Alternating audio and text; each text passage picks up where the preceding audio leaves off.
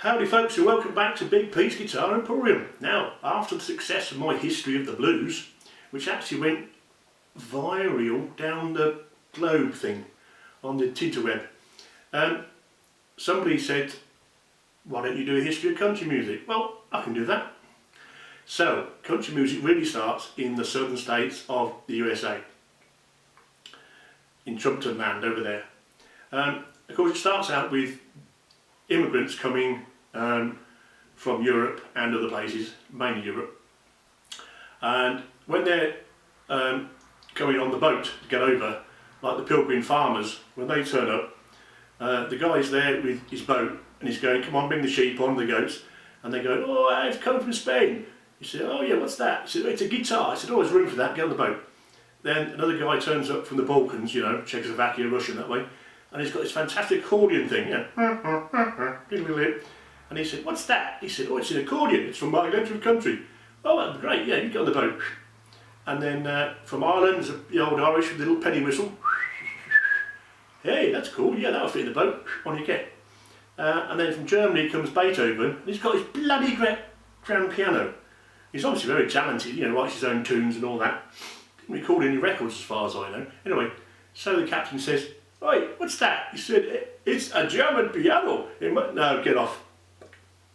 So that was the end of Beethoven's piano. Anyway, and then from Central Europe, from a lot of the countries, comes this, the classic mandarin. This is a classic country music instrument, compact and small, a bit smaller than the old guitar, and it's actually got 4 strings on the top and 4 strings on the bottom. But I'll be showing you how that's played later on, with the virtuoso stuff later. So they all set off for, it's like the Noah's Ark, you know. They all set off for Jamestown, which is in Detroit or somewhere. Anyway, it ends up over there. They all get off and they all get shoved off into the hills, because it's the only land that's available.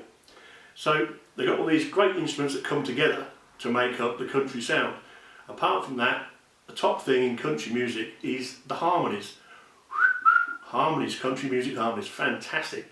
Now, these were achieved in the early days, mainly because they all live in little separate places up in the mountains, you know, the Blue Ridge Mountains of Nebraska, whatever it's called. And those close harmonies come from brothers and sisters singing together. I think a little bit of incest was partially due to that. Anyway, so there's a bit of that in it. So when you get early acts, the really early ones like the Carter family, who are all the way through the history of country music, they're the mainstay of everything. You listen to their harmonies, you'll get what we're on about, and it turns into the Everly Brothers and blah blah blah. So country music and harmonies is a fantastic part of it. Right, so really, it doesn't really kick off till the late 20s. And then we've got Jimmy Rogers and a thing called the Blue Yodel. Now, yodeling, of course, comes from sort of Austria, Switzerland, that sort of place. What Jimmy Rogers was doing, I've no bloody idea. Why he was yodeling and why the people on the radio thought about it, I don't know.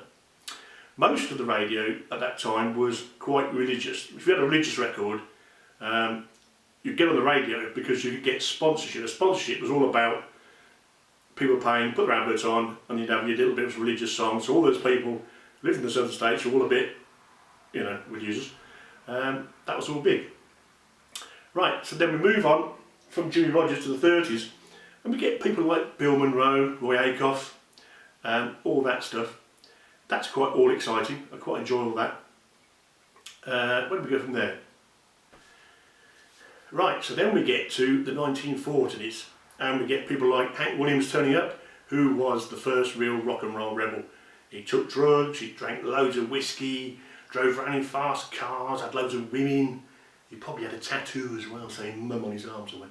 Anyway, Hank Williams, and also at that point comes a lot of TV shows with country music in.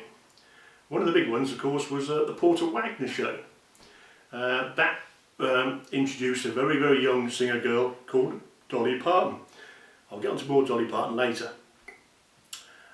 Porter Wagner, of course, that show went for years and years, had all the big names on it, including Dolly. And just while we're getting to the Dolly bit, you may have heard Dolly's song, I Will Always Love You. Now, although she wrote it many, many years ago, I was actually, you know, influential on the song, should I say. You know, that, and it was like, and I will always love you. Da, da, da, da, da, da, da. And I had a great guitar solo in it, and she went, that's crap. Anyway, so that didn't go anywhere for a while. But later on, she turned it into a ballad, had a big hit with it in the 60s, and then, of course, Twiddly Houston recorded it much later on, had a huge hit with that, made Dolly loads more money, and it became a massive hit and made a big money spinner for Dolly. And at that point, in the late 60s, Dolly asked me to go and play for her band. She had a house band at her theme park in Dollywood. It was called Dollywood. It's in Tennessee. And the issue she had, of course, was she had this big house band, but all made up of her brothers and sisters. Yeah, it was like the Partridge Family. They were all average players. They're all called, you know, Bubba Parton and Dwight Wanking blah, blah, blah, Parton. They all got weird names. So I joined that band for a while. That was really good. Then when that started to fold, I was getting bored with being in Tennessee for a while. So then I went to work for Johnny Cash, the Man in Black. Fantastic guy. A bit screwed up in his head, but that was all, you know. Anyway, so he was having a bit of a bad time. He was doing these drugs and he was living in the woods and he couldn't really get himself back together. So anyway, I went up to meet him in the woods and we wrote a few songs together. I rode into the burning ring of fire, went down, down, down, and flames went higher. Da, da, da, da, the ring of fire, the ring of fire. That was what I wrote for him. I also wrote an instrumental for him, and he didn't see the point of having an instrumental. Anyway, to cut the long story short, sorry. I actually sold it to a film company, and it was made into a TV show with my guitar solo at the beginning. You may recognise this.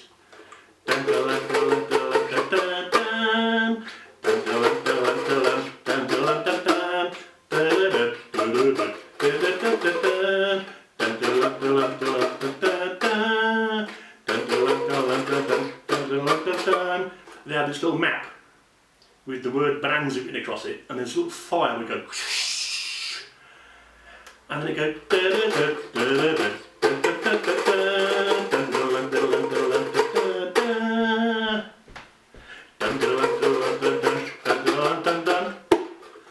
Bonanza, great.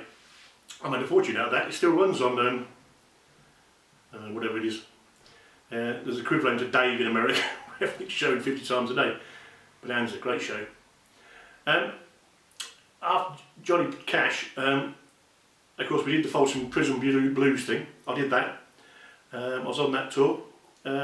Me and Carl Perkins played the guitar in on the album Folsom Prison Blues. That was great. Just a bit while if you're into the country thing and you want to go and visit America, just a quick tip. Nashville, of course, is still the home of the songwriters. So all the big money's there, the bankers, the solicitors, and all these aspiring nobodies playing in coffee bars, trying to make a buck, you know. But the best music, if you want to go and listen to some great singers, some great guitarists, all the best musicians, they don't live there anymore. They all live in Austin, Texas. That's where my mate Eric lives, Austin, Texas. Hi Eric. If you go down there and you want to try and make a bigger name for yourself, you've got some fierce competition, but that's the place to be, Austin, Texas. If Austin, Texas want to send me, you know, some, anyway, right, so Austin, Texas. So we leave the Johnny Cash thing, and then Carl Perkins says, well, I'm going to stay with the band. I said, well, you know, you stay with Johnny, he's losing the plot again. So I got asked to go and play for Elvis Presley. Now you remember, I wrote some stuff for Elvis in the early 50s. So anyway, he's going to do this hotel gig in Vegas, which is it's in Nevada, it's the other side over there. Anyway, he said, you want to come and play? I said, yeah. I said, where are you playing? He said, a travel lodge, Las Vegas. I went, that sounds good. Anyway, so we're doing the older shows, you know, the I wish I was in the land of cotton. I've lost my socks, where they are, I've just forgotten. I've put them away, put them away, put them away, where's my socks? I wrote that one for Elvis. We did that in the I was sat in the hotel room.